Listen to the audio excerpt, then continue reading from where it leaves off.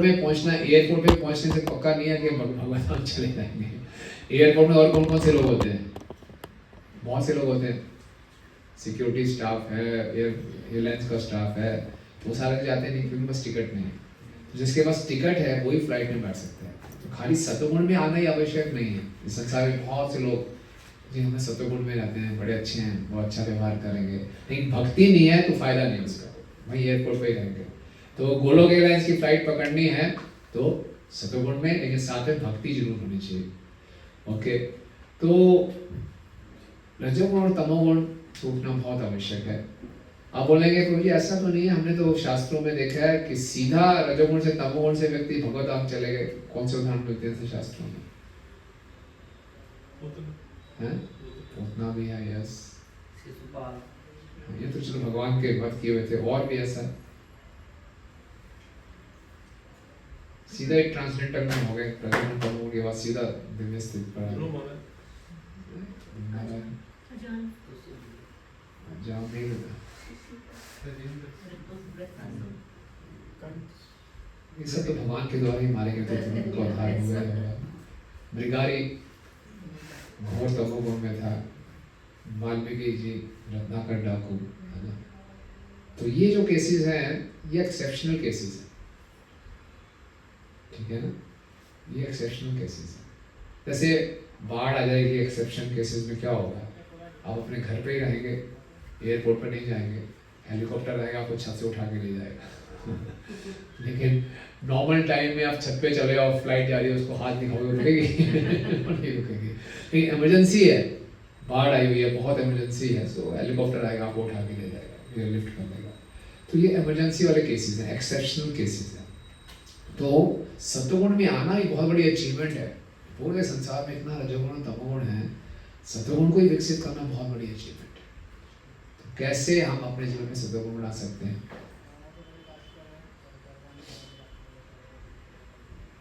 जल्दी सोना, जल्दी जगना। Yes, very good. Early to bed, early to rise, ठीक है। चलो यहाँ लिखते हैं, आप भी नोट कर सकते हैं, अच्छे पॉइंट्स आएंगे आपसे। So early to bed, early to rise. और बताइए, शास्त्रों के नियमों का पालन करना हैं? शास्त्रों प्रेजेंट करने से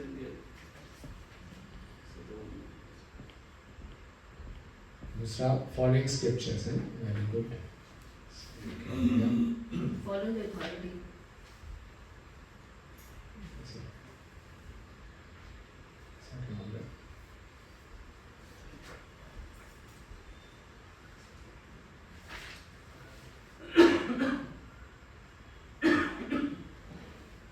Early to bed.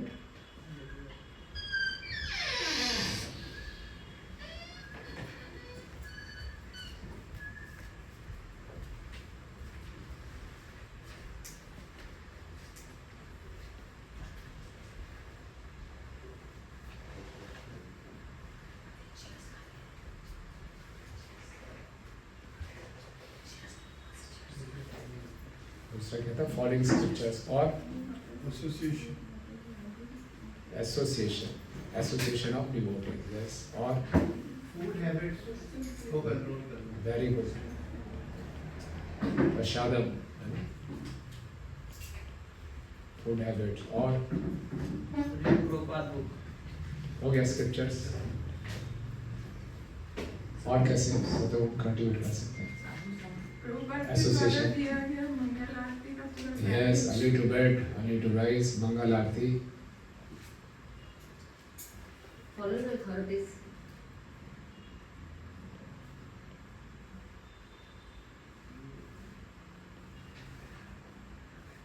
Mangal Aarti, yes. Following authority, Clean and keeping your needs, daily needs clean. Yes. Cleaningness. और प्रजल्पा बंधन से। Yeah very good, avoiding prajalpa. प्रजल्पा ई प्रजल्पा में ना, अवॉइडिंग मिनिमाइजिंग सोशल मीडिया, जितना आवश्यक है उतना ही। बहुत ज़्यादा आप सोशल मीडिया पे रहेंगे तो तो क्या कौन सा सत्वगुण बढ़ेगा? बढ़ेगा रजोगुण तमोगुण। और कैसे बढ़ा सकते हैं? Discipline life, regulated lifestyle. Regulated lifestyle का बहुत लाभ है। श्रीला प्रभुपाद जी ने इतना कुछ किया। प्रभुपाद जी रोज मसाज भी लेते थे, वॉक पे भी जाते थे, मैनेजमेंट भी करते थे, शास्त्र भी लिखते थे, वक्ताओं को ट्रेन भी करते थे, गाइड भी करते थे, बड़े आराम से करते थे। प्रभुपाद के पास कोई सिग्नेचर करने के लिए आता था, प्रभु पहले फिर अलमीरा खोलते थे, अलमीरा के लॉकर में से निकालते थे, एक वुडन केस होगा उससे से खोलते थे, उसमें से पेन निकालते थे, फिर लंबा साइन करते थे, ये सी भक्ति वेदांत स्वामी। मैं सोचेगा मैं तो फटाफट करते, आराम से, हर काम आराम से करते थे। कैसे इतना टाइम मिल जाता था हमको? सब कुछ कर रहे हैं, इतने मंदिर पूरे विश्व में। उस समय कोई व्हाट्सअप भी नहीं था, कुछ चिट्ठियाँ भी लिखवाते थे, डिक्टेट करते थे, पढ़ते थे, क्या क्या नहीं करते थे। तो प्रभुपाद के शिष्य बता रहे थे प्रभुपाद इतना कुछ कर पाए। हालांकि प्रभुपाद तो डिब्बे हैं, लेकिन प्रभुपाद हमें सिखाया रेगुलेटेड लाइफस्टाइल्स। प्रभुपाद बहुत पक्के होते थे, टाइम से सोना, टाइम से करना, किस समय पे क्या, एक ही चीज को एक ही समय पे प्रतिदिन करने से रेगुलेशन आ जाता है। तो रेगुलेशन करने से हमारा मन शांत हो जाता है।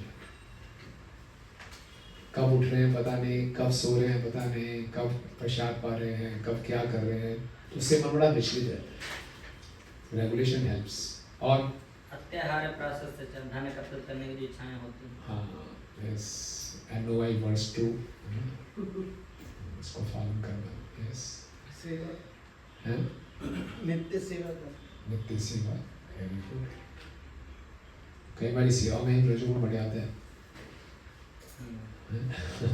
तो अगर ये सारा करेंगे, सेवा के साथ श्रवण कीर्तन चल रहा है, तो हम कंट्रोल रहेंगे। और वेयरिंग सतुगुणी क्लॉथ, तिलक लगाना, कपड़े सतुगुणी पहनना, धोती कुर्ता। ड्रेसअप, ठीक बात है, बिल्कुल सही बात है। ड्रेसिंग सतुगुणी होना चाहिए, भक्तों का पहनावा वगैरह सब। और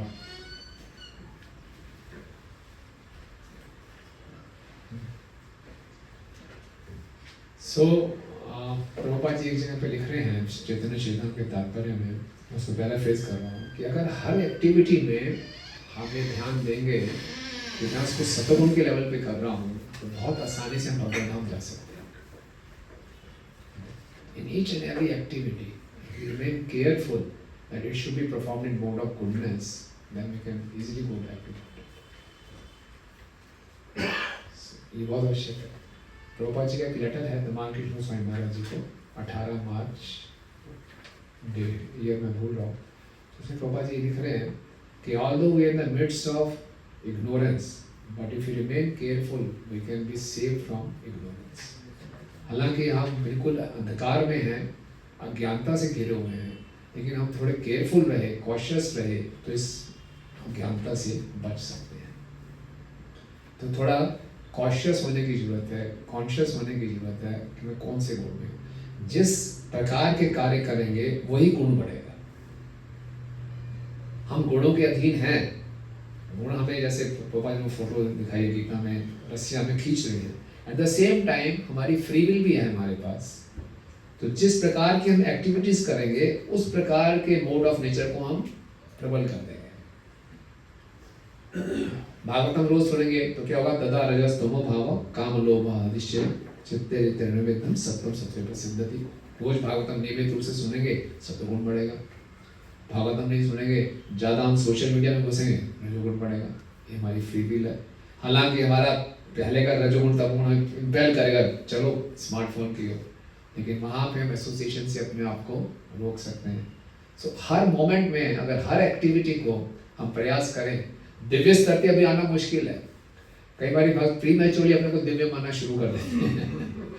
अभी तो सतगुण में आना बहुत मुश्किल है, तो दिव्य तो और की बात है। तो कई बार गलत फहमी हो जाती है, प्रभु हम तो ट्रांसडेंटल हैं। ट्रांसडेंटल बनना बहुत बड़ी बात है। हम वहाँ से ट्रांसडेंटल उसको बोलते हैं, बेचारा इग्नोरेंस में तो बोलते ट्रांसडेंटल है।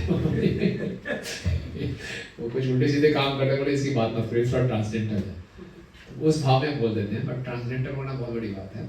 उससे पहले हमें अफरोज जीवन में अपने सतगुण को अनुकूल करना है। ओके, थोड़ी बड़ी बातें हम सब जानते हैं इन बातों को, लेकिन हम अपने जीवन में इसको उतारने में कई बार सफल नहीं रहते या इसको नेगलेक्ट करते हैं, इग्नोर कर देते हैं. So Prabhupada was stating watching in each and every activity we should try to perform on the mode of goodness. Okay. हमारे देखेंगे इससे हमारे ऑफेंसेस भी बहुत कम होंगे. When in the mode of passion क्या होगा, हम तुरंत कंक्लूजन पे जंप कर लेते हैं. भक्तों के बीच में गलत फहमियां तभी पैदा होती है कि हम एज्यूम कर लेते हैं कई चीज़ें, उसने किया होगा, वो ऐसा ही है, ये ऐसे ही है. तो ये सब जो होता है तुरंत रिएक्ट करना, अपने लोअर नेचर को कंट्रोल ना कर पाना, ये मोड ऑफ इग्नोरेंस और पैशन है. सत्वगुण आएगा, हमारे अंदर वेग आएगा, लेकिन उसको हम थोड़ा सा सहन करके फिर रिस्पॉन्ड करेंगे. वो सत्वगुण का लक्षण है. उससे हम काफ़ी अपराधों से बच सकते हैं, काफ़ी जो बाद में एम्बेरसमेंट होता है ना, उससे हम बच सकते हैं. राइट, ये कुछ विचार थे. Any questions, comments on this? Yes brother. Personal में बात करूँ तो ये मेरा शॉर्ट टर्म ही है, चीज़ें को देख करके इमीडिएट रिएक्ट कर देना. और उससे मैं कोशिश करता हूँ, कई जगह तो सफल नहीं होती, लेकिन रेशियो देखो तो मैक्सिमम में फेल होता हूँ. लेकिन मैं इसका बेटर सोल्यूशन अभी तक नहीं पाता. कोई बात नहीं, आपका ही नहीं, सबका प्रॉब्लम है. और हम अपनी कंडीशनिंग से फाइट कर रहे हैं, करते रहें. जैसे जैसे सत्वगुण अनुकूल बढ़ता जाएगा, हमारा सक्सेस रेट बढ़ता जाएगा. क्या बेहतर तरीका हो सकता है इसको? यही है, सत्वगुण को अनुकूल करना है. उस समय सोचने की रिएक्ट ना करें, रोक लें किसी ढंग से, और बाद में सोच समझ के बात करें. प्रयास करते हैं, कोई दिक्कत नहीं है. Okay, yes. तो कभी पर हम देखते हैं, कोशिश करते हैं कि ये सब जो सत्वगुण वाला आइटम है हम उनको कर रहे होते हैं, मतलब सुबह शाम तक, मतलब क्या ज़्यादा कोशिश करते हैं, फिर भी जो हमें ऐसा लगता है कभी पर ना ये तमोगुण या रजोगुण का मतलब प्रभाव आ जाता है. तो ऐसा मतलब हमें लगता है कि हम दिन भर में ऐसा एक्टिविटी पे नहीं इंगेज हुए या ऐसा सिचुएशन में नहीं रहे, फिर भी ऐसा हाँ, ऐसा होगा, क्योंकि बहुत ही जगह है, यहाँ मिश्रित सत्व नहीं है. यहाँ में सत्व भी है, वो रजोगुण तमोगुण से मिक्स है. अब थोड़े सत्व में आगे तो अहंकार बनना शुरू हो जाएगा, मैं कहता सत्वगुण नहीं, मतलब रजोगुण प्रवेश कर गया. तो यहाँ विशुद्ध सत्व नहीं है. कोई बार बहुत सरप्राइज रहता है कि मतलब ऐसे ही होता है. So, कई बार सब कुछ बहुत बढ़िया जब कर लिया, सुबह जल्दी उठे, अचानक ऐसा हम रिएक्ट कर देते हैं, पता नहीं चलता ये कहाँ से पागलपन आ गया. चीज़ें ज़्यादा हम एक्चुअली करते हैं, वही दिन ज़्यादा सत्वगुणी अहंकार आता है. सत्वगुणी अहंकार भी बढ़ जाता है. सो घबराना नहीं है. उनके क्या एग्जाम्पल यहाँ होते तो होता है कि वो दूध और पानी वाला, कि पानी है और ऊपर से दूध डालते जाएगा, तो एक दिन ऐसा हुआ कि पानी सब खत्म हो जाएगा, दूध हो ठीक है, लगे रहे. ओके, मुझे अपना सोच में कि धाम में जाने के बाद बिल्डिंग ही नजर आती, मैं भी यही मकान ले लूंगा. तो वहीं पे हमको जाते हाँ दुनिया वहाँ लेके चले जाते, जबकि धाम में जाते हैं. ठीक है. यस, तो बनाकर भी आते हैं, वो मुझे बनाना चाहिए उनको. हाँ, घर बना के आते हैं, आप जाते हैं, यहाँ वास मिले, ब्रज में वास मिले. क्या उसका क्या है, इज इट गुड, बनाना चाहिए? आई मीन इच्छा रखनी चाहिए.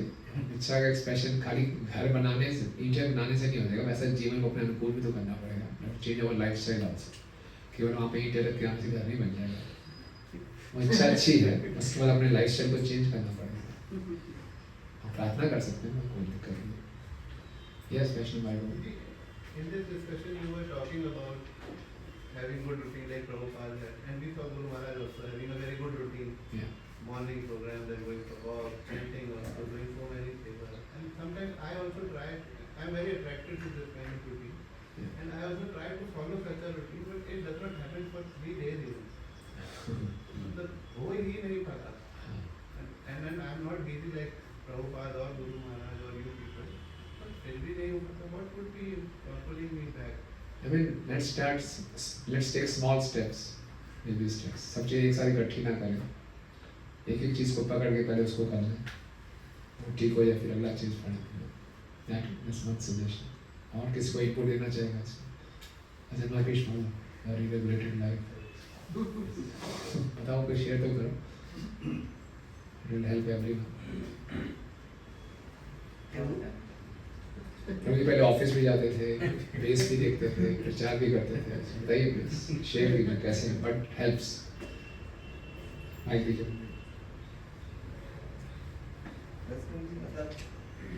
We'll fail always, like fail तो होंगे ही हम लोग, क्योंकि तमोगुण रजोगुण है ही हमारे पास, तो उससे फेल होंगे। बट हम बस प्रयास कर सकते हैं, जैसे लास्ट सेशन में भी हमने देखा, कृपा से, भगवान की कृपा से ये गुणों से ऊपर आना हमारे लिए मुश्किल है, तो हम प्रयास कर सकते हैं, भगवान से प्रे कर सकते हैं। कुछ थोड़ा थोड़ा हेल्प करेगा सबको करने के लिए। कैसे आप टाइम से सोते थे, उठते थे, मतलब कि लेकिन डिवोटी ज़्यादा अच्छा लगता है मेरे से, काफ़ी डिवोटी बहुत अच्छा लगता है, इतना अच्छा नहीं कर पाते हैं, सो बस we can just try. Swami tells in class हाँ, sometime, ये ठीक है। if we take the responsibility, Yes. then it can come. Yeah, बहुत अच्छा पॉइंट है, वेरी गुड, बहुत अच्छा वैष्णव भाई बाबू जी, बहुत अच्छा पॉइंट है।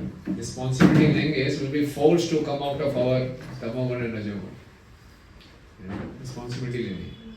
So there should be someone to push। ये आंदोलन को पुशिंग आंदोलन बोला गया है। Someone should be there to push us।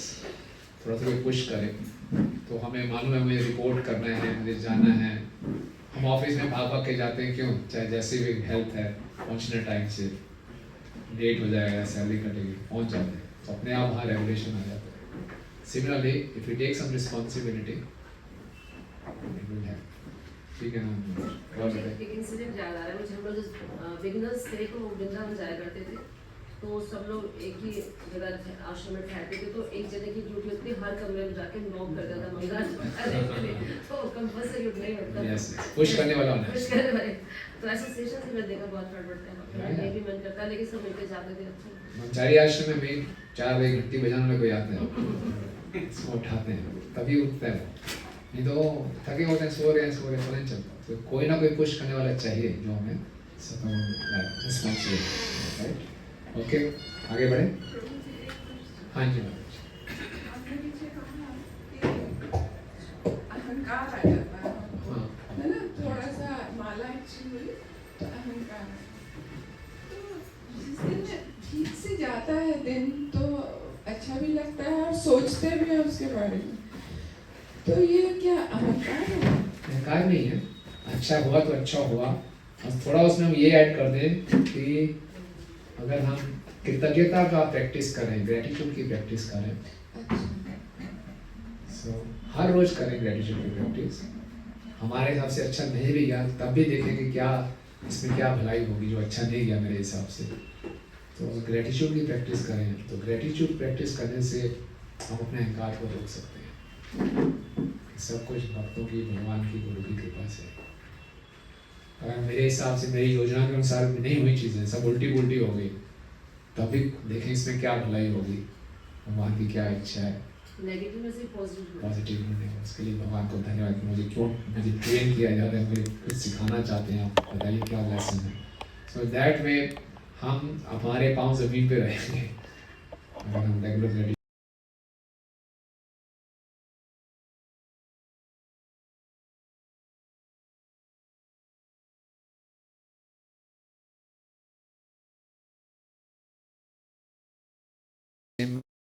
सुस्नातं रुचिराननं कृत स्वस्त्यान्यं तृप्ताम अभ्यनंदत उपागताम।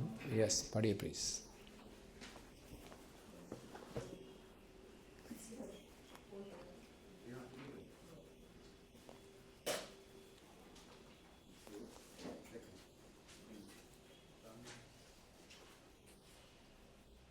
पढ़िए। The queen took her bath and dressed herself nicely with all auspicious garments and ornaments. After taking food and becoming completely satisfied, she returned to the king. Upon seeing her beautifully decorated, attractive face, the king welcomed her with all devotion. तो यहाँ देखेंगे जो प्रभुपाद जी के पर्पट्स हैं, वो जैसे पिछली बार ही बताया था, वो अल्टीमेट इंटेंट को बताते हैं। हमें इतना टेक्निकल फ्लो हो सकता है उसमें ना हो, ये हम कमेंट्री भी पढ़ते हैं साथ साथ में, फिर पूर्ववर्ती आचार्यों के, उसमें थोड़ा टेक्निकल फ्लो भी मालूम चलता है। तो यहाँ विष्णु ठाकुर जी बता रहे हैं, क्या पढ़ेंगे प्लीज?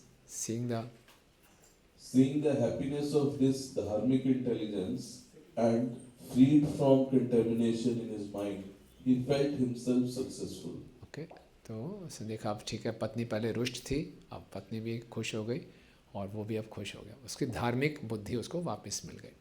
प्रभुपाद जी यहाँ लिख रहे हैं कि women should dress her self nicely, तभी वो अपने पति को हम नो सेटिस्फाई कर सकती है। Okay, that way. लास्ट में, women is therefore suppose to be an inspiration, should keep the husband's intelligence in good order so that they can combinedly prosecute the affairs of family life without impediment. Okay. Tayopagura parirabdha kandaro raho anumatre apraktaksha chetna aprakashta chetna nakalaramo babado duratyam deva nisheti pramada parigraha. Queen Puranjani embraced the king, and the king also responded by embracing her shoulders. In this way, in a solitary place, they enjoyed jokingly words. Thus, King Puranjana became very much captivated by his beautiful wife and deviated from the good sense. He forgot that the passing of days and nights meant that his span of life was being reduced without profit. तो अब धार्मिक intelligence है, प्रवृत्ति मार्ग में आ गया, वेदों के अनुसार ही भोग कर रहा है। ठीक, क्या होगा कि दिवा निषेति प्रमदा परिग्रह, दिवा निषेति, सारे दिन रात उसके सब निकल गए, कैसे? प्रमदा परिग्रह, उस स्त्री से कैप्टिवेटेड बाय द वुमेन, बिल्कुल समय के बारे में भूल गया। और क्या भूल गया कि ना कालो रमः बौधे दुरत्याम रहो अनुमात्तरे अप्रकष्ट चेतना, भूल गया कि मुझे संसार से बाहर भी निकलना है ना, खाली वो इंद्र तृप्ति करना ही जीवन का लक्ष्य बन गया। ओके, सो यहाँ पे आप देखेंगे, कमेंट्री पढ़ेंगे, पढ़िए please. He was attracted by her private pleasing words, He was attracted by her private pleasing words. Any mantra. He lost lost his intelligence for crossing संसार, because of mantras concerning धर्म and karma. He was not aware of the force of time because he had no detachment. He was not Where the day had passed and night had arrived. अच्छा है, आप तो बहुत बढ़िया आपने पढ़ लिया प्रभु। ये तो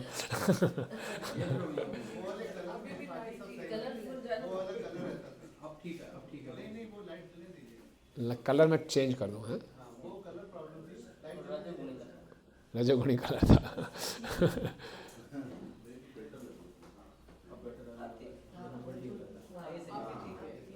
ठीक है, लाइट ऑन कर दीजिए,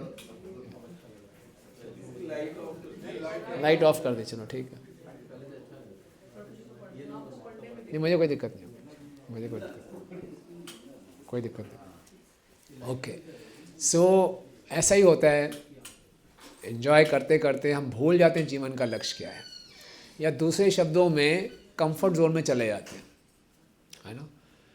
सब कुछ ठीक कर रहे हैं, 16 माला कर रहे हैं, 4 नियम कर रहे हैं, सेवा कर रहे हैं, बट भूल जाते हैं किस लिए कर रहे हैं, क्या जीवन का लक्ष्य है। सो धर्म और काम, लेकिन मोक्ष, ये सब हमने ऊपर उठने के लिए, इस संसार से बाहर निकलने के लिए, कृष्ण प्रेम प्राप्त करने के लिए उसको भूल जाते हैं। तो उसको बोलते हैं कंफर्ट जोन में आ जाते हैं। तो पुरंजन पूरा कंफर्ट जोन में हो गया। ओके, आया था, माफ़ी मांगी थी, फिर वाइफ को मनाया, वाइफ ही मान गई, तो दोनों भोग कर रहे हैं, तो भूल गए दिन कैसे निकल रहे हैं, हो रहा है, right. So word pramada in this verse is very significant. A beautiful wife is certainly enlivening to her husband, but at the same time is the cause of degradation the word pramoda means enlivening as well as maddening. पागल भी हो जाता है व्यक्ति। पागल कैसे? जीवन के लक्ष्य को भूल गया, अपनी असली पहचान भूल गया, वो पागल हो गया। Generally householder does not take the passing of days and nights very seriously. A person in ignorance takes it as a usual course that days come and after the days night comes. This is the law of material nature. But a man in ignorance does not know that when sun rises early in the morning it begins to take away the balance of his life. Thus day after day the span of one's life is reduced. And forgetting the duty of human life, the foolish man simply remains in the company of his wife and enjoys in her secluded place. Such condition is called aprakrasht chetana और degraded consciousness. हम सबको बोलना है प्रकृष्ट चेतना वाला। राजा प्राचीन परिषद के बेटों को क्या नाम था? प्रचेतस। प्रचेतस मीन्स प्रकृष्ट चेतना। ओके, तो हम सबको प्रकृष्ट चेतना वाला बनना है, अप्रकृष्ट चेतना वाला नहीं। Okay, so the greatest loss in the life is passing time without understanding Krishna.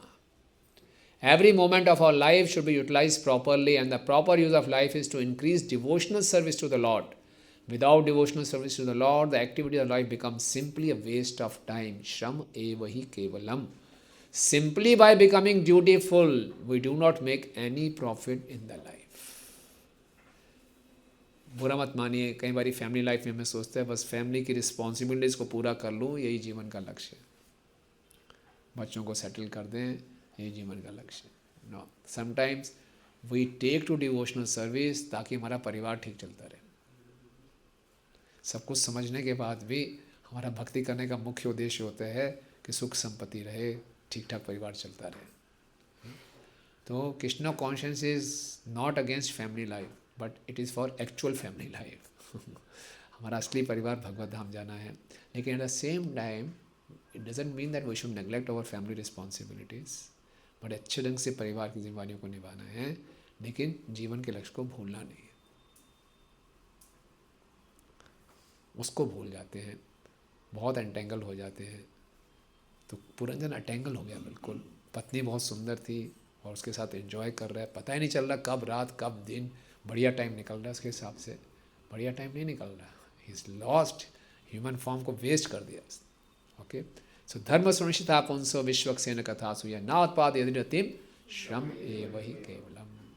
तो हम जो कुछ भी कार्य करें, जैसे हमने पिछली बार भी चर्चा की थी, परम विजयते श्री कृष्ण संकीर्तनम। अपने लाइफ स्टाइल को ऐसे ढालना है कि should increase my taste for chanting of the holy name, it should increase my taste for hearing Krishna कथा। अपने जीवन को, अपने व्यवसाय को इस ढंग से ढालना है। काम धंधा बंद नहीं करना, लेकिन उस ढंग से करना है कि मेरा भक्ति में रुचि और बढ़े। ऐसे नहीं कि उसी में इतने उलझ गए कि मेरी ड्यूटी पूरी हो गई लेकिन कृष्ण को भूल गए। Operation successful, patient died. Okay, तो वो नहीं करना। ये बहुत अच्छा हमें सीख मिलता है यहाँ पे, राइट। तो पुरंजन ऐसे खो गया। शयान उन्नद मदो महाम, शयान उन्नद मदो महान मना, महारहा तल्पे महर्षि भुजोपधि, तामेव वीरो मनुते परमं यतस्, तमो बुभूते न निजं परम चयत्। पढ़िए प्लीज। इस प्रकार अत्यधिक मोहग्रस्त होने से मनस्वी होते हुए भी राजा पुरंजन अपनी पत्नी की भुजाओं के तकिए पर अपना सिर रखे सदैव लेटा रहता था। इस प्रकार वह उस रमणी को ही अपने जीवन का सर्वस्व मानने लगा। अज्ञान के आवरण से ढका होने के कारण उसे आत्म साक्षात्कार का, स्वयं का अथवा भगवान का कोई ज्ञान न रहा।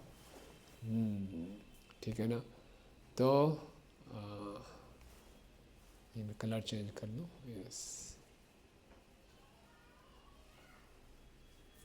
क्या है, पूर्ण रूप से उसके लिए क्या आगे हो गया था कि sex life he, because of the sex life he thought she was the ultimate and thought the association with wife was a goal of life. ये उसके जीवन का लक्ष्य बन गया था। ऐसे कल महाराज कह रहे थे लेक्चर में, हैप्पी वाइफ हैप्पी लाइफ। कि यही जीवन का लक्ष्य है। Okay, another version has Amanuta instead of Manute. He did not consider himself or anyone else because he was defeated by ignorance. The spiritual meaning is that because of association with dharma represented by his wife, he became attached to dharma, and that became his goal of life rather than liberation. Because he did not know himself as a jiva and did not know the Lord, he became engrossed in dharma, unnad mada, and thought of performing charities, mahamana. He slept on the valuable bed. He was engrossed in pious acts. He made a pillow of his wife's arms. He was covered by ignorance. तो स्त्री की बाजुओं में वो लेटा है, वो pillow क्या है? अज्ञानता है। और बड़ी बड़ी वो चैरिटीज़ कर रहा है, धर्म में लगा हुआ है, लेकिन धर्म में क्या है? उन धर्म का जो असली लक्ष्य क्या है?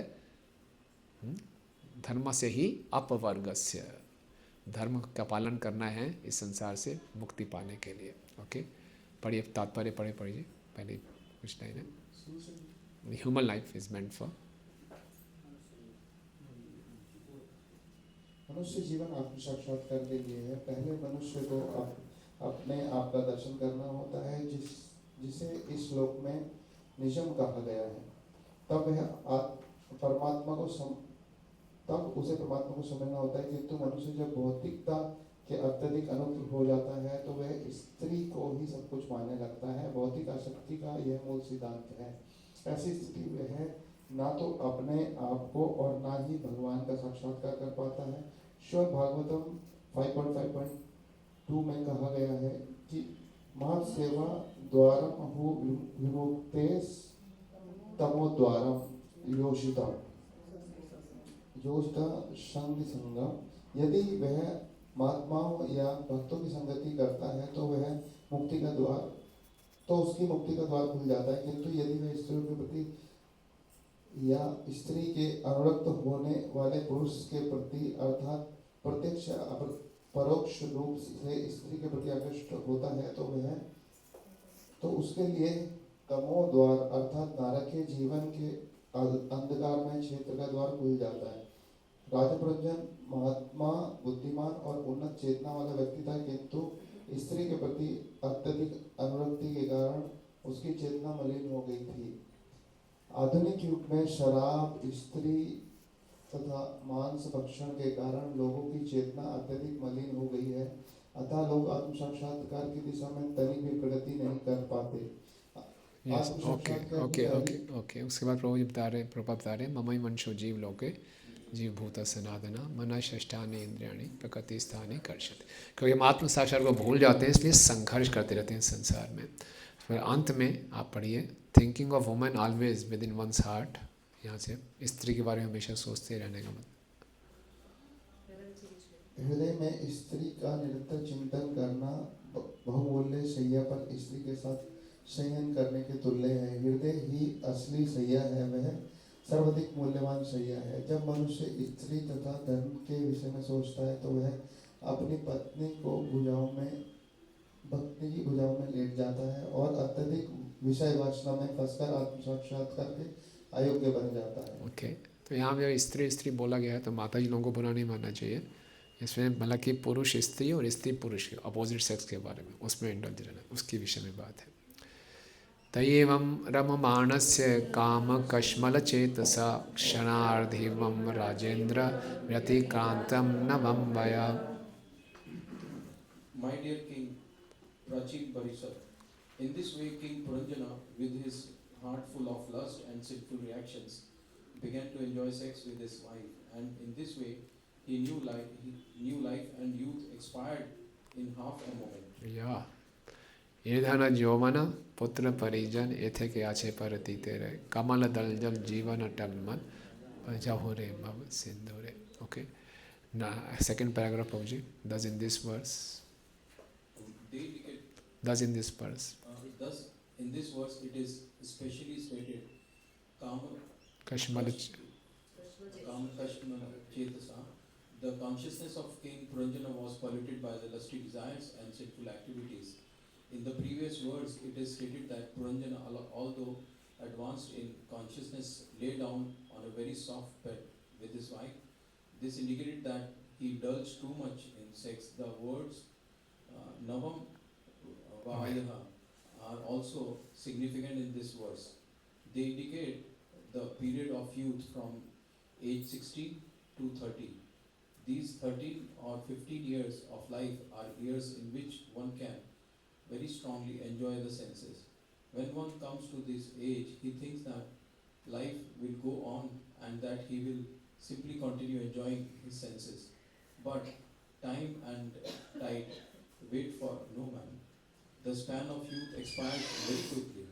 One who wastes his life simply by committing sinful activities in youth immediately becomes disappointed and disillusioned when the brief period of youth is over.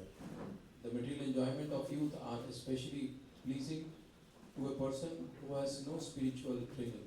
If one is trained only according to the bodily conception of life, he simply leads a disappointed life because bodily sense enjoyment finishes within 40 years or so. After 40 years, one simply leads a disillusioned life because he has no spiritual knowledge. For such a person, the expiration of youth occurs in half a moment. Thus, King Puranjan's pleasure, which he took, is lying down with his wife, expired very quickly. Yeah, so the youth age should be utilized for cultivating Krishna consciousness. Otherwise, in old age, we'll suffer very badly. संसार में हम देखते हैं जितने भी लोग वृद्ध हो जाते हैं, अगर युवावस्था में इन्होंने भक्ति नहीं की है तो बहुत पीड़ादायक है वृद्धावस्था। लेकिन अगर हमने वृद्धावस्था आने से पहले अच्छे ढंग से भक्ति कर ली है, क्योंकि ग्रॉस बॉडी बूढ़ी हो जाती है, सटल बॉडी तो जवान रहती है, इच्छाएं तो प्रबल रहती हैं। लेकिन अगर हमने अच्छे ढंग से श्रवण कीर्तन किया है तो बुढ़ापे के समय भी हम अच्छे ढंग से माला कर सकते हैं, भगवान का स्मरण कर सकते हैं, तो इतना कष्टदायक नहीं होगा। लेकिन हम देखते हैं संसार में वृद्ध लोग बहुत परेशान हैं, है ना, कोई उनको समझ में नहीं पाता और वो बहुत फ्रस्ट्रेटेड रहते हैं। बिकॉज जवानी में तो थोड़ा इंद्र तृप्ति की वो तुरंत निकल गई लेकिन उसके बाद कष्ट शुरू होते हैं। Okay okay right. तस्याम अजनयत पुत्रान पुरंजयाम पुरंजनाम शतानि एकादश वीरात आयुषो अर्हम अर्थ गयात अर्हत गयात। Yes. The great sage Narada then addressed King Purachana Varishan, O one whose lifespan is great, Virat. In this way, King Puranjan begot 1,100 sons within the womb of his wife Puranjani. However, in this business, he passed away half of his lifespan. Prabhupada बताते हैं कि 50 साल तक व्यक्ति संतान उत्पन्न करता रहता है और इसने 1100 पुत्र उत्पन्न किए। ओके। और प्रभुपाद जी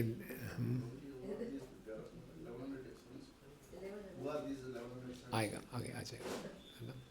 और प्रभुपाद लिख रहे हैं कि आज के टाइम में लोग संतान उत्पन्न नहीं करना चाहते, है ना। पहले किसी कपल का बच्चा नहीं, बोलते हम चाइल्डलेस हैं, आजकल बोलते हैं हम चाइल्ड फ्री हैं। We want to remain child free, है ना। They don't want to take any responsibility. So ये कलयुग का एक आसुरी समाज बढ़ता जा रहा है। आप देखते जाइए, पूरे समाज में ट्रेंड हो गया है। प्रभात कहने पहले तो लोग शादी नहीं करना चाहेंगे और शादी भी करेंगे फिर संतान नहीं चाहेंगे। कम से कम रिस्पॉन्सिबिलिटी के साथ ज़्यादा से ज़्यादा इंद्र तृप्ति, ये जीवन का लक्ष्य है ना। इसको बोलते हैं आसुरी समाज। ओके। सो लास्ट में प्रभुपाद लिख रहे हैं, चिल्ड्रन आर कॉल्ड परिणाम और by products and when one consults his good intelligence he can see that his byproducts should be the expansion of his Krishna consciousness. तो बच्चे क्या होने चाहिए? कृष्ण भावनामृत के विस्तार, राइट। ओके। द्रुहित दशोत्तरो शतम पितृमात्र यशस्करी शैलैदार्या गुणापेता पौरजन्य प्रजापते। O Prajapati, King Prachina Parikshit. In this way, King Puranjana also begot 110 daughters. All of these were equally glorified like the father and mother. Their behavior was gentle and they possessed magnanimity and other good qualities. Okay. Okay. So, पढ़िए second paragraph. Even though we may produce Even though we may produce many good children, Our desire for sex that is beyond the prescribed method is to be considered sinful. Too much enjoyment of any of the senses, only Not only. sex, results in sinful activities.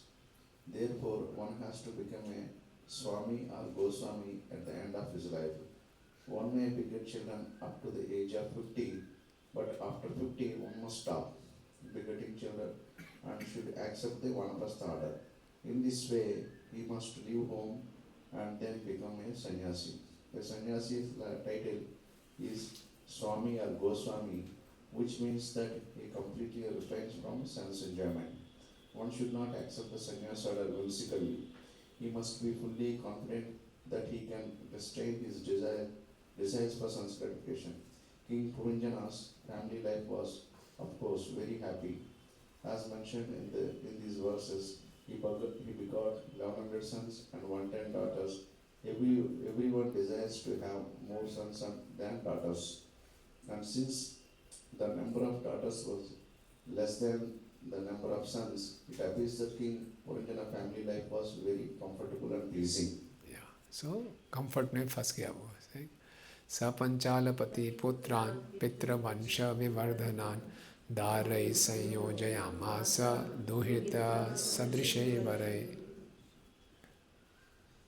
तत्पश्चात पंचाल देश के राजा पुरंजन ने अपने प्रत्येक कुल की वृद्धि के लिए अपने पुत्रों का विवाह योग्य वधुओं के साथ तथा अपनी कन्याओं का विवाह योग्य वरों के साथ कर दिया. सेकेंड पैराग्राफ पढ़िए. Not only was Puranjana, the king of Panchala, satisfied in his own sex life, but he arranged for the sex life of his 1100 sons and 110 daughters. In this way, one can elevate an aristocratic family to the platform of a dynasty. It is significant in this verse that Puranjana was not both son and daughters married. It is the duty of a father and mother to arrange for the marriage of their sons and daughters. That is the obligation in Vedic society. Sons and daughters should not be allowed freedom to intermingle with the opposite sex unless they are married. This Vedic social organization is very good in that it stops the promulgation of illiterate sex life or Varna Sankara, which appears under different names in this present day. Unfortunately, in this age, although the father and mother are anxious to get their children married, the children refuse to get married by the arrangement of the parents. Consequently, the number of Varna Sankara has increased throughout the world under different names. Prabhupada ji का तात्पर्य 50 साल पुराना है, अभी तक valid है. अभी अब तो इंडिया में ज़्यादा एप्लीकेबल हो गया है. पुत्राणां च भवान् पुत्रा एकैकस्य शतं शतं ये वै पाराञ्जनो वंशा पंचालेषु समेधिता. इन अनेक पुत्रों में से प्रत्येक के कई सौ पुत्र उत्पन्न हुए. इस प्रकार राजा पुरंजन के पुत्रों तथा पौत्रों से सारा पांचाल देश भर गया. ओके, सो पढ़िए पूरा शुरू से पढ़िए. हाँ, इसे स्मरण रखना चाहिए कि पुरंजन जीव है और पांचाल देश शरीर है. शरीर जीव की कर्म भूमि है, जैसा कि भगवत गीता में कहा गया है. क्षेत्र क्षेत्र के अंग दो होते हैं, एक तो जीव क्षेत्र तथा दूसरा जीव का शरीर क्षेत्र. यदि कोई थोड़ा भी विचार करे तो स्पष्ट हो जाएगा कि प्रत्येक जीव शरीर से ढका हुआ है और शरीर ही उसकी संपत्ति है. व्यवहारिक अनुभव तथा शास्त्रों से जाना जा सकता है. भगवत गीता 2.13 में कहा गया है, देहिनो अस्न्यथा देहे. शरीर का स्वामी आत्मा इस शरीर के भीतर रहता है. यह शरीर पांचाल देश है, जहाँ जीव गंध रस रूप स्पर्श तथा शब्द के द्वारा इंद्रियों का भोग कर सकता है. इस संसार में प्रत्येक जीव सूक्ष्म तथा स्थूल तत्वों से आवृत होकर कर्म तथा कर्मफल उत्पन्न करता है, जिन्हें रूपक के रूप में पुत्र तथा पौत्र कहा गया है. एक कर्मफल दो प्रकार के होते हैं, पवित्र तथा अपवित्र. इस प्रकार हमारा जीवन विभिन्न कर्मफलों से पवित्र होता रहता है. इस प्रसंग में श्री नरोत्तम दास ठाकुर लिखते हैं कर्म कांड ज्ञान कांड केवल विषय भान। अमृत बालिया एवा खाए, नाना एनी सदा फिरे, करदय भक्षण करे, तार जन्म अधा पते पाए जाए। कर्म कांड तथा ज्ञान कांड विष के प्याले के तुल्य हैं। जो भी इन्हें अमृत समझकर पीता है, उसे नाना शरीरों में अत्यधिक परिश्रम करना पड़ता है। ऐसा मनुष्य सभी प्रकार के भाष्य खाता है और अपने इंद्रिय भोग के कारण सर्वत्र घृणित बनता है। इस प्रकार जिससे वंश वृद्धि होती है, वह कर्म फलों का क्षेत्र विषयी जीवन के से प्रारंभ होता है। पुरंजन ने अपने वंश की वृद्धि पुत्र तथा पौत्र उत्पन्न करके की। इस प्रकार जीवात्मा इंद्रिय तृप्ति में लगकर हजारों कर्मों तथा कर्म फलों में फंसता है। इस प्रकार वह इस संसार में इंद्रिय तृप्ति के लिए रहता है और इस शरीर से दूसरे में अंतरण करता रहता है। अनेक पुत्र तथा पौत्र उत्पन्न करने की विधि से तथाकथित समाज, राष्ट्र, जाति इत्यादि का जन्म होता है।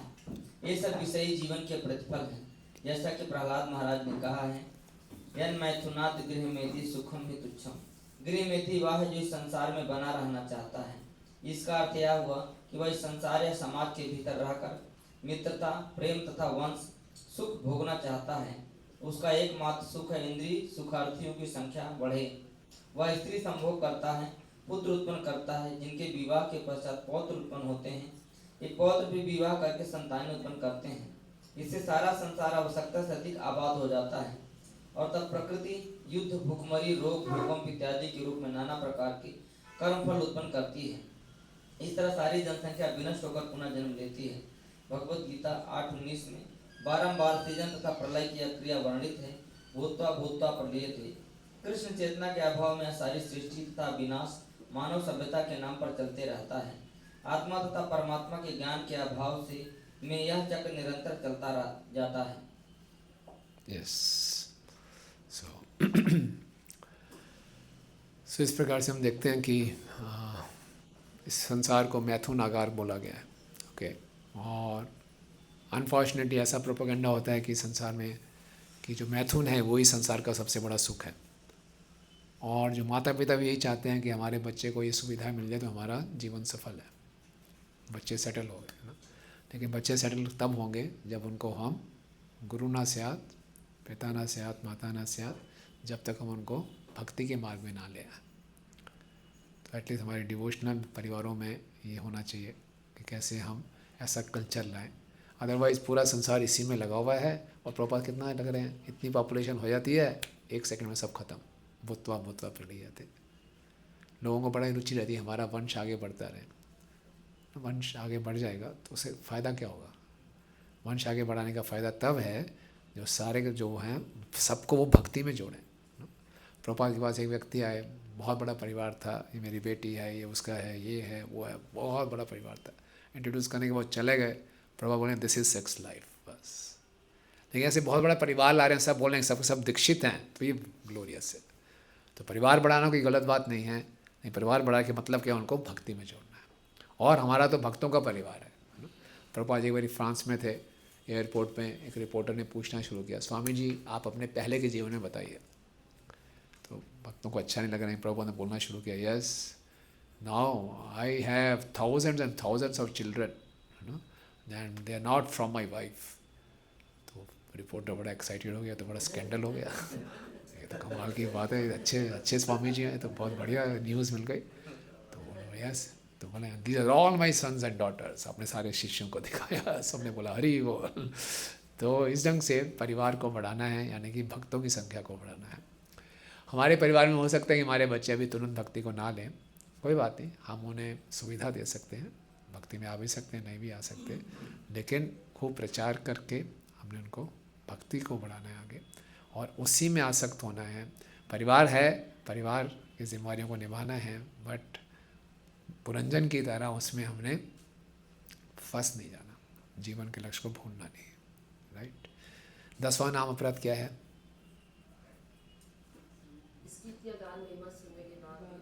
आसक्ति बनाए रखना। और ये जो 10वां नाम अपराध है, सभी अपराधों की जड़ है। सब कुछ सुनने के बाद भी हम भौतिक आसक्ति बनाए रखते हैं। इसका मतलब ये नहीं है, इसका लोग गलत मतलब रहते हैं कि कल जाके परिवार में लड़ाई झगड़ा शुरू कर दिया, तुम्हारे कारण मैं फंसा हुआ हूँ, ये बात नहीं है। ऐसा नहीं करना, लेकिन परिवार में खूब प्रेम करना है, एक दूसरे से अफेक्शन दिखाना है, स्नेह दिखाना है, लेकिन फंसना नहीं है। वो जीवन का लक्ष्य नहीं है। और उल्टा करेंगे, स्नेह नहीं दिखाएंगे, गैर जिम्मेवार बनेंगे, तो और गलत हो, और कर्म हम जनरेट कर रहे हैं। क्योंकि वो हमारी जिम्मेवारी है, उसको अच्छे ढंग से निभाना ही निभाना है। जिम्मेवारी को निभाना है बिना आसक्त हुए। हम अटैच हो जाते हैं कि जो हम चाहते हैं वो हो जाए। जिम्मेवारियों को निभाना है ये रियलाइज़ करते हुए कि मैं सुप्रीम कंट्रोलर नहीं हूँ, है ना, कि जो होगा सो होगा, मैं अपना कर्तव्य पूरा कर सकता हूँ। हम होता कि हम कर्तव्य करते हैं लेकिन आसक्त हो जाते हैं कि जैसा हम चाहते हैं परिणाम ऐसा मिले। वो परिणाम नहीं मिलता तो और दुखी होते हैं और उसको सुधारने का प्रयास करते हैं, तो वो नहीं कर सकते। सो ये इसी ढंग से ब्रह्मचारी लाइफ में भी ऐसा हो जाता है। ब्रह्मचारी लाइफ भी आकर हम आते हैं, आश्रम में आ जाते हैं, सब सुविधाएं मिलती हैं, उसमें फिर लिप्त हो जाते हैं, भूल जाते हैं कि जीवन का लक्ष्य क्या है। ये बहुत आसान है जीवन के लक्ष्य को भूलना। इसलिए भक्तों के संग में बार बार श्रवण कीर्तन करना। तो जिस आश्रम में हम जीवन का लक्ष्य भूल जाएं वो ग्रह में थी। इसी ढंग से भक्ति सिद्धांत श्री ठाकुर बोलते हैं, कोई मठ में आके भी रह रहा है, आश्रम में आके रह रहा है, ब्रह्मचारी आश्रम में, लेकिन जीवन के लक्ष्य को भूल गया है, उसके लिए कार्य नहीं कर रहा, तो मठ मेधी है। तो मठ मेधी है या ग्रह मेधी है। ऐसा नहीं कि खाली फैमिली लाइफ में ये समस्या है ये बदजीव की समस्या है कि वो सुविधाओं से आसक्त हो जाता है और अपने जीवन के लक्ष्य को भूल जाता है। तो हर आश्रम ग्लोरियस है, चाहे वो गृहस्थ आश्रम है या ब्रह्मचारी आश्रम है। लेकिन आश्रम का मतलब क्या है? शरण में रहना, गुरु के शरण में रहना, उनके नियमों का पालन करना, ताकि हम अपने जीवन के लक्ष्य को हमेशा याद रखें। तो इस ढंग से प्रभु इसको समझा रहे हैं। तेषु तद्रिक्त हारेषु ग्रह कोशानुजीविषु निरूणेन ममत्वेन विषेवान्वबध्ययत्। ये पुत्र तथा पौत्र एक प्रकार से पुरंजन के घर खजाना, नौकर, सचिव एवं दूसरे सारे साज सामान समेत सारी धन संपदा को लूटने वाले थे तथा अन्य साज सामान सारे धन संपदा को लूटने वाले थे। राजा पुरंजन का इन वस्तुओं से प्रकार संबंध था। तात्पर्य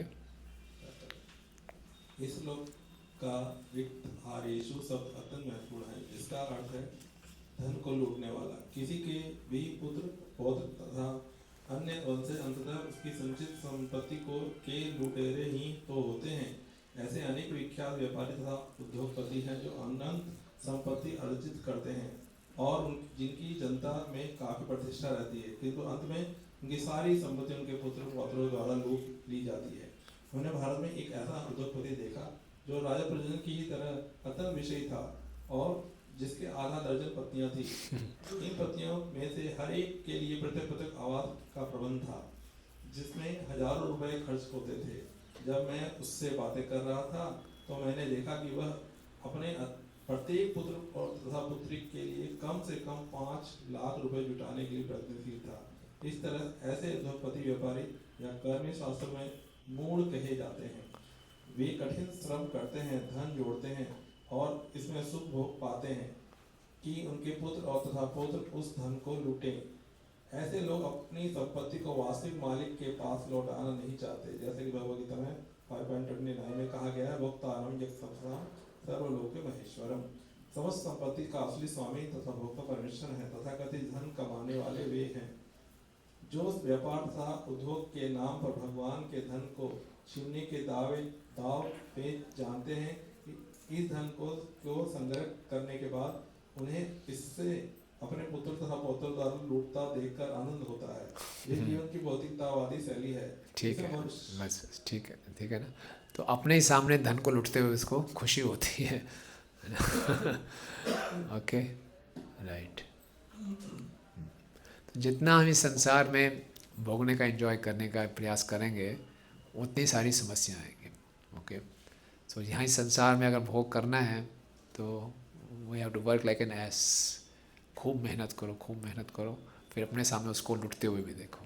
ओके, सो इसलिए simple living and high thinking. या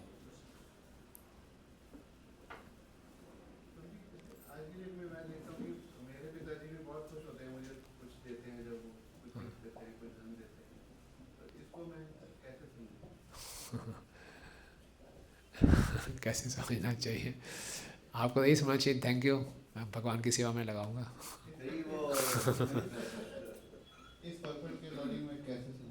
हाँ ठीक है, उन्होंने कमाया है, लेकिन आप अच्छी बात है कि आप भक्ति में आ गए। अगर भक्ति में नहीं आते तो सब बेकार है। आप भक्ति में आ गए, आप स्वीकार कीजिए धन्यवाद के साथ। उनके धन कमाने की जितनी मेहनत ही सार्थक हो जाएगी, उसको ठाकुर जी की सेवा में लगा देंगे। लेकिन आप ठाकुर जी की सेवा में नहीं लगाएंगे, अपने भोग में लगाएंगे, तो वो भी कर्म फल में फंसेंगे, आप भी फंसेंगे। Right, okay. सो भक्तों को किसी को क्रिटिसाइज़ नहीं करना है। भक्तों को तो जो सुविधाएं हैं, जो परिस्थिति हैं, उसको कैसे कृष्णा भान अभय बनाना, वो सोचना है हमने। तो क्या ये पर्पल जो ऐसे लोग हैं जो धन को भगवान की सेवा में नहीं लगा रहे हैं, तो क्या उनको ये क्रिटिसाइज नहीं कर रहा है पर्पल? क्रिटिसाइज़ नहीं कर रहा, हमें अगवा कर रहा है, हमें सिखा रहा है, चेतावनी दे रहा है। ओके, ये सच्चाई को प्रस्तुत कर रहा है। बट ये परपट है, ये सिद्धांत है, इसका उपयोग हमें जाके लोगों को क्रिटिसाइज़ नहीं करना, बट उन पर कंपैशन दिखाना है, कैसे इनको भक्ति में जोड़ सकते हैं ना। अगर हम कंपैशन नहीं दिखाएंगे तो हमारा हृदय कठोर हो जाएगा एंड हम सोचेंगे हम इनसे बहुत श्रेष्ठ हैं, तो वो पतन का कारण बनता है फिर। द्वारका में प्रभु ना प्रेसिडेंट है, वो अपने बेटे को के जन्मदिन पे 1 लाख रुपए देते हैं, फिर जाके मंदिर वालों को बोल देते हैं मेरा बेटा आ रहा है मंदिर में और उनसे डोनेशन ले लेना। वो वहाँ जाता है तो उनसे डोनेशन ले लेना, वो दे भी देते हैं और भी वो भगवान की सेवा में लगवा देते हैं। लेकिन भक्तों को भी कई बार हम बाहरी चकाचौंध देख के भक्त लोग भी थोड़े से भ्रमित हो जाते हैं। भक्त लोग भी बोलते हैं हमें भी बड़ी गाड़ी बड़ा घर चाहिए, घर में सत्संग करेंगे बढ़िया सा, बड़ी गाड़ी में गुरुजी को लेके आएंगे, है ना। गुरुजी को हमारी बड़ी गाड़ी की ज़रूरत नहीं है। वो कभी 2-3 साल में एक बार ही बैठेंगे, बाकी तो हम लोग बैठेंगे। हाँ, तो ये भक्ति की आड़ में कई बार हम अच्छी फैसिलिटीज़ इकट्ठा करना शुरू करते हैं। सो जीवन को जितना सरल से सरल रखेंगे उतना अच्छा है। राइट, ओके, ठीक है ना।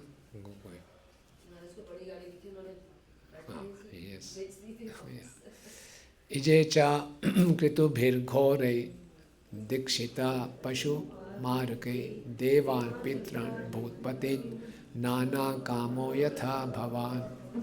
यस,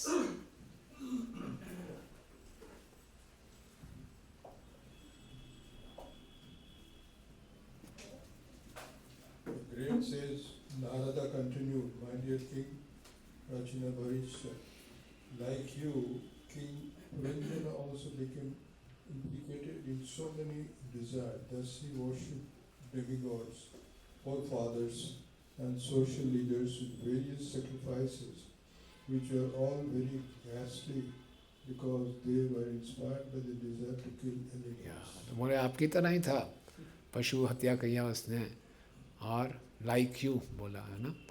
और इसमें देखते हैं कि सब वो एनिमल सेक्रीफाइसेस किए। ओके, सो हम देखते हैं वैष्णव आचार्य लाइक नारद मुनि knows very well that person engaged in such animal killing in the name of religion are certainly becoming involved in the cycle of birth and death, forgetting the real aim of life to go home back to Godhead.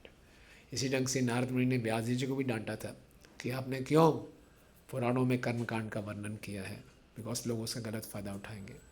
The conclusion is that neither the Supreme Personality Godhead Vishnu nor his devotee ever sanctioned animal killing in the name of religion. Okay.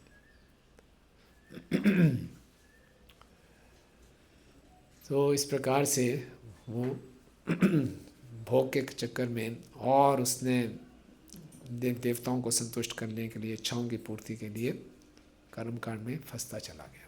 Okay,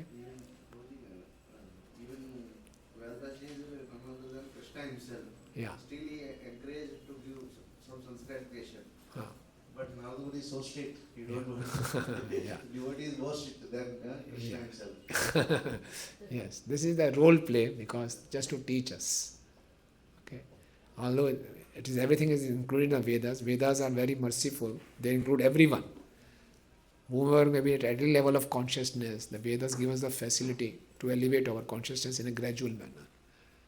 But because Narada Muni wanted Bhagavatam to come out, the Bhagavatam should be spotless.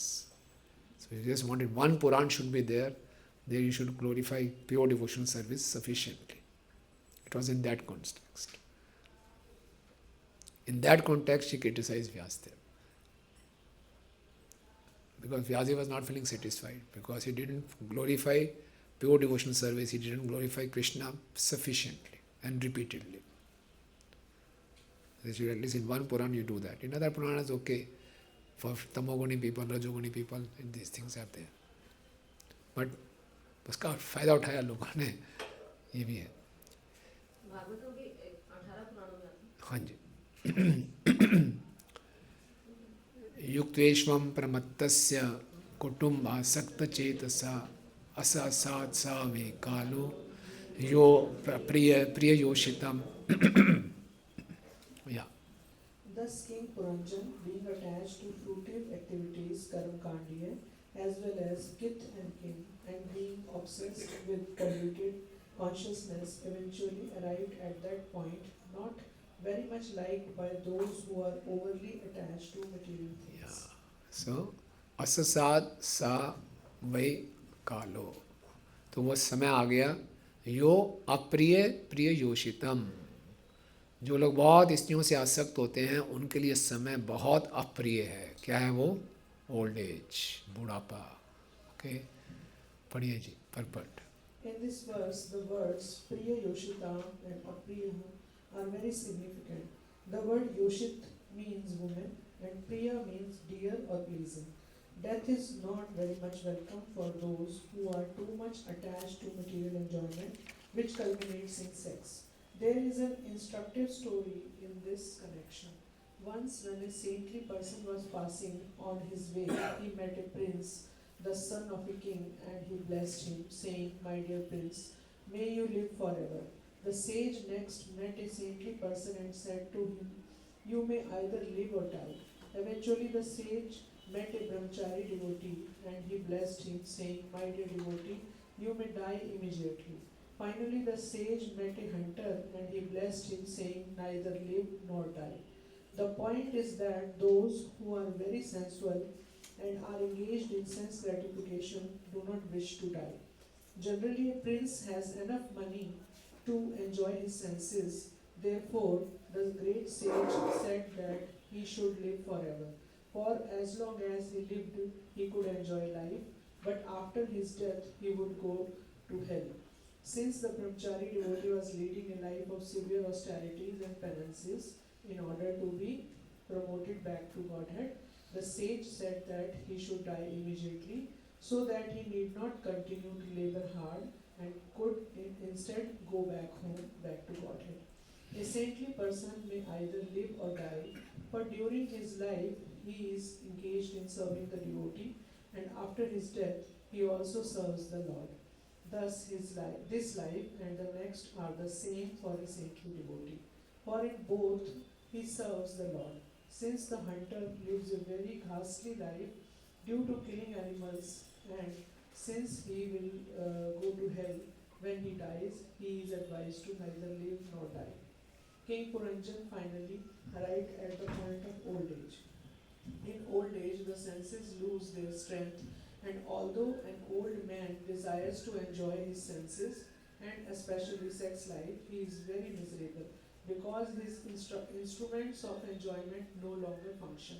Such sensualists are never prepared for death. They simply want to live on and extend their life by so-called scientific advancement. Some foolish Russian scientists also claim that they are going to make man immortal through scientific advancement. Under the leadership of such crazy fellows, civilization is going on. Cruel death, however, comes and takes all of them away, despite their desire to live forever. This type of mentality was exhibited by Hiranyakashipu, but when the time was ripe, the Lord personally killed him within a second. Yeah. Okay. So much of money is being invested in cosmetic industry just to hide our old age or fight our old age. But old age will come and is not liked by anyone. So how the old age come, how Puranjan was affected, that we'll discuss after the break. Take a break now, 9:30. Okay. Hare Krishna.